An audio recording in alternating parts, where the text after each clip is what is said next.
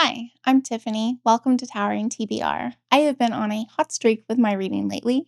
Two out of the four books I want to talk about were 5 stars. So let's get right into it. The first book I read was Hamra and the Jungle of Memories by Hanna Alkaf. This is a middle grade retelling of Little Red Riding Hood set in a fantastical Malaysia. My buddy read this with Chattie over at Chattie the Mad Chatter, and we both adored it. 5 stars. So this is set during the COVID pandemic, and Hamra is stuck at home, bored, stir crazy, and also responsible for watching her grandma who has dementia. In a moment of rebellion, she decides to flout some magical rules, which sets a were-tiger after her. The were-tiger offers her a deal. He will restore her grandma's memories if she helps him find his true name. So she grabs a friend and they go off on adventures trying to figure out the were-tiger's real name. This was a ton of fun. The storytelling was excellent. The characters were quite memorable and flawed and realistic. There were comedic moments as well as heartfelt sentiments.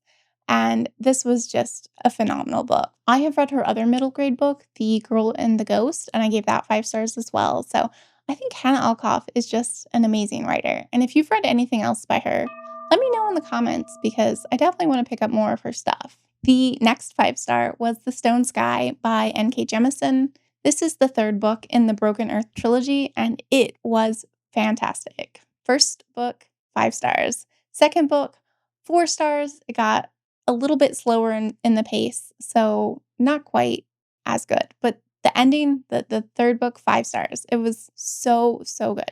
I obviously can't tell you what really happens, but I will tell you we have the timeline that our characters are in, and we also have a past timeline, and we are kind of learning the history of the world, why it is the way it is, what has happened to make it be like this, and what could happen to change or improve things. The ending was so satisfying. We finally get to see why the author made some of the choices she did. It panned out in the end. Yeah, I love these characters. They felt so real, and I will admit that some of it is a bit dense and it could be a little bit intimidating to get started, but keep going. It is worth the effort, I promise you. I am now a huge fan of N.K. Jemisin, and I'm going to add everything else she's written onto my towering TBR.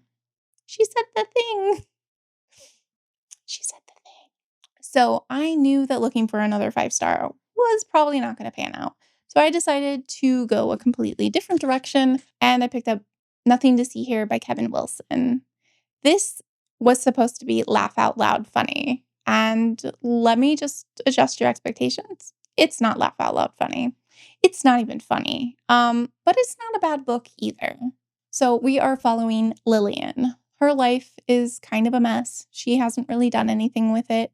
And one day she gets a call from her former roommate, Madison, and Madison offers her a job. She goes to interview for the job and finds out that she will be taking care of Madison's 2 stepchildren. Her husband is trying to get political office and feels like these children could ruin his chances to get the position that he wants. The reason he is embarrassed of his children is they have an unusual medical condition that causes them to just spontaneously combust. They are fire children, and the fire will burn off their clothes and burn surrounding areas where they are. But it doesn't hurt the children, and it doesn't burn their hair or anything like that. There are some really interesting themes of classism, finding meaning through helping others, and toxic friendships. I did have to suspend my disbelief quite a lot, even though this is supposed to be set in current-ish day, 2019. At one point, they're talking about hiding the children by sending them to a European boarding school, as if European people wouldn't have smartphones and be able to take a video of the child bursting into flames. Yeah, the internet and smartphones and social media didn't play hardly at all in this book, which just felt really inconsistent. And there was even a point where they went to look up stuff in the encyclopedia, and that felt very anachronistic. I went back to see maybe this is set earlier time, but it isn't. So if that kind of thing bothers you, I wouldn't suggest this book because you have to suspend your disbelief quite a lot. However, I found it pretty enjoyable and I never dreaded picking it up. Burn!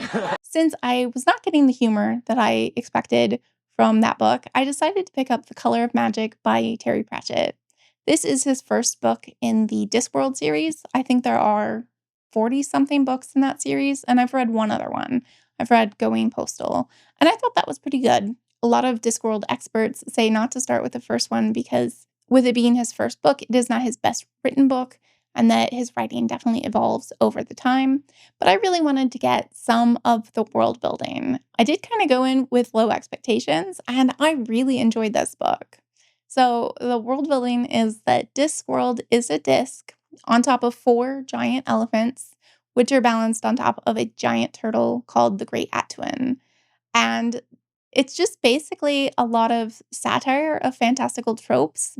The audio was especially good. I listened to the full cast audio, which had multiple voices for characters, and the person who narrates death was fantastic.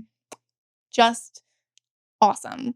I will put their name here. And I'm really excited because in December, I plan to read Hogfather, which also has death as a character. If you've read Hogfather, tell me what you think about it. And if you've read any other Discworld books, definitely recommend them. Okay, so I hope I piqued your interest in some of these wonderful books. Tell me, what is the latest book you've read and what did you think about it? Let's have a chat down in the comments below. Thank you so much for joining me. Happy reading!